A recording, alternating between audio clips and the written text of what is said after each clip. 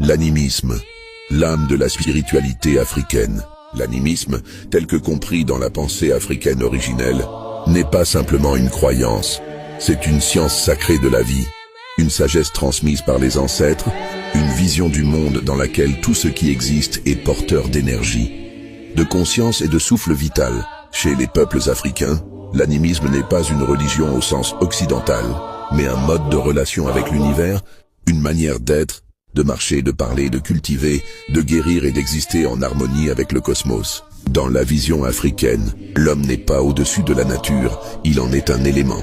L'arbre, la rivière, le feu, le vent, la pierre ou l'animal ne sont pas des objets, ce sont des entités vivantes, des expressions visibles d'un monde invisible. Chaque élément de la création possède un esprit, un souffle vital, une force, qu'on appelle chez les Bantous Ntu, chez les Yoruba As, chez les Akan Kra. Tout est énergie, tout est présence. Les ancêtres ne sont pas morts. Ils sont présents dans la mémoire, dans les traditions, dans les arbres plantés, dans les proverbes transmis, dans les masques sacrés, dans les noms portés. L'animisme, c'est aussi le dialogue entre les mondes, le monde des vivants, le monde des morts et le monde des non-nés.